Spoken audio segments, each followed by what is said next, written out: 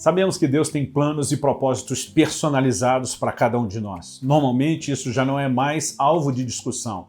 A pergunta e o questionamento que normalmente me fazem é como eu posso saber o que Deus tem para mim?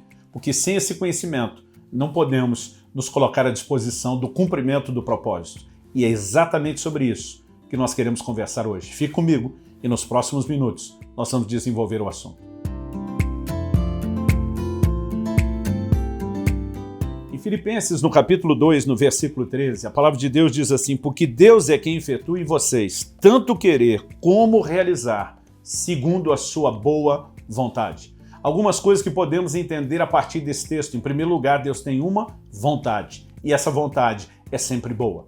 Agora, o questionamento que muitos têm feito é como eu posso saber a vontade de Deus? Em primeiro lugar, nós precisamos dividir a vontade de Deus em pelo menos dois aspectos que são fáceis de distinção. O primeiro deles é aquele que a gente pode chamar o plano geral de Deus. Aquilo que é a vontade de Deus para todo homem. Por exemplo, em 1 Timóteo, no capítulo 2, no versículo 4, a Bíblia diz que Deus deseja que todos os homens se salvem e cheguem ao pleno conhecimento da verdade. Isso é a vontade de Deus para todos. O plano não muda de um indivíduo para outro. O plano de Deus de salvação para todo mundo é exatamente o mesmo. E há muitas coisas na Bíblia que nós podemos categorizar nesse plano genérico ou geral de Deus. Quando Deus fala para a nação de Israel como um todo, ele diz: eu é que sei, os pensamentos que tenho a respeito de vós são planos de bem, não de mal, para vos dar um futuro e uma esperança. Ele está falando da vontade geral. Mas há também uma vontade específica. Davi declara no Salmo 139:16, cada um dos meus dias foram escritos no teu livro, quando nenhum deles ainda existia. Ele não está falando de algo que se repete na vida de todo mundo, mas de algo singular, único, em relação ao plano e ao propósito de Deus para ele. Deus diz para Jeremias que havia consagrado ele como profeta ainda no ventre da sua mãe. O apóstolo Paulo também faz a mesma declaração aos Gálatas, que Deus o chamou e separou por sua graça desde o ventre da sua mãe. Nós precisamos entender que chegamos a esse mundo com um propósito a ser cumprido. Deus tem dons, ministérios, tarefas diferentes para cada um de nós. E nós precisamos entender que, à medida que compreendemos aquilo que Ele tem, nós podemos funcionar em harmonia com a sua vontade. Mas como eu disse antes, a maior pergunta e questionamento das pessoas não é se Deus tem um plano, um propósito ou uma vontade, é como descobri-lo. Porque ter a ciência, o conhecimento disso é importante. Jesus, diante de Pilatos, quando é questionado, se era rei, ele diz: eu para isso nasci e vim ao mundo. Quando você entende a sua missão, você vai poder executá-la. Mas volto no ponto, como descobrir isso?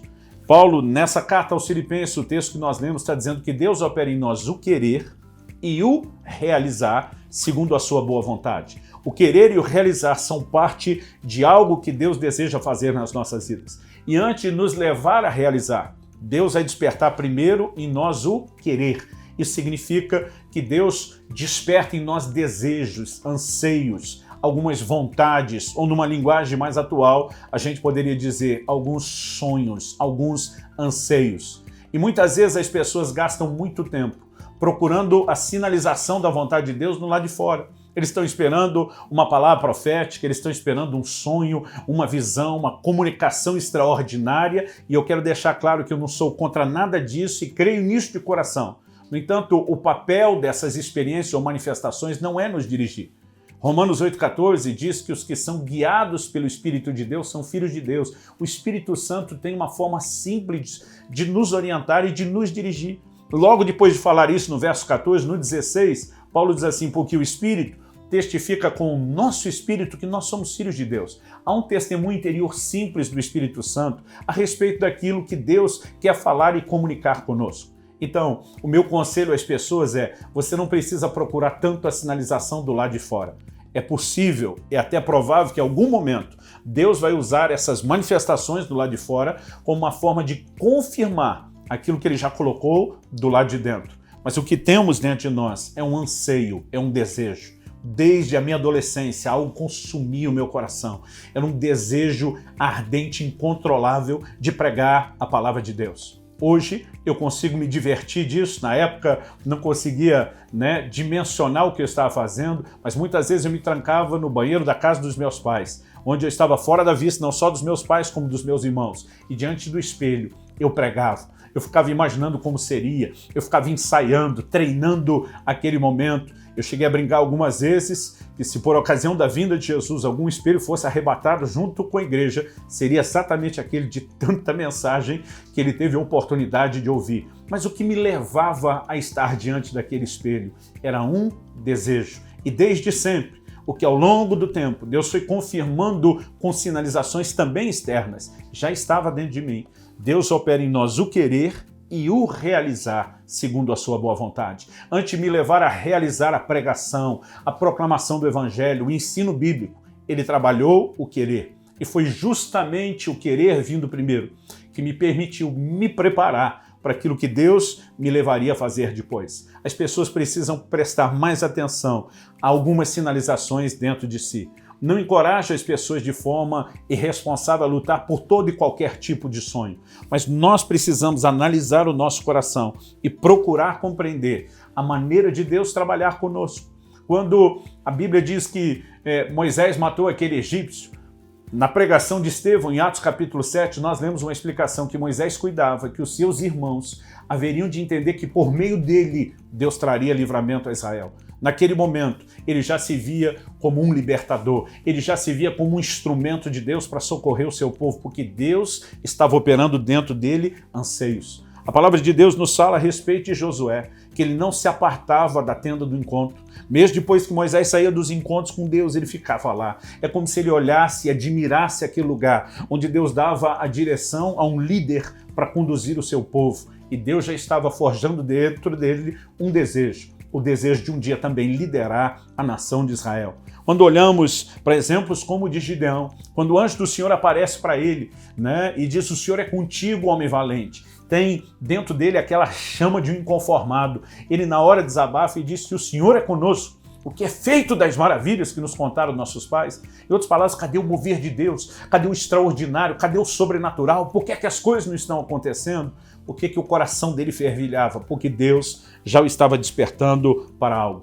Quando Davi vai visitar os seus irmãos, receber notícia deles para levar ao pai, leva alguns presentes para o capitão do exército onde os seus irmãos serviam, ele ouve o desafio de Golias. E ele começa a perguntar: o que é que está sendo dito? O que é que o rei está falando a respeito disso? E a Bíblia nos mostra que um dos irmãos, Davi, dos mais velhos, diz: bem sei teu coração, você veio aqui para ver a guerra. Um comentário de um irmão é muito revelador.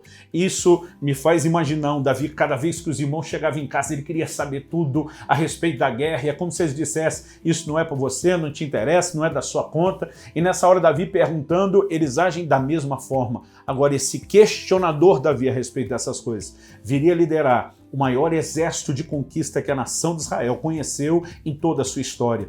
Aquilo não era mera curiosidade, havia um anseio dentro dele. Nós precisamos gastar tempo com Deus, questionando alguns desejos antigos que nos perseguem. Eu tenho conversado com pessoas que dizem: a vida inteira meu coração queimou em fazer algo por crianças, mas eu nunca fiz. E eu pergunto: se uma vida inteira o seu coração queimou, por que é que você não fez? E muitas vezes a resposta que eu ouço é: porque eu não tinha certeza do que Deus queria. Eu tenho dito a alguns deles: não tendo certeza, eu prefiro fazer alguma coisa do que não fazer nada. E para fazer alguma coisa, nós normalmente começamos daquilo onde o nosso coração está sendo despertado.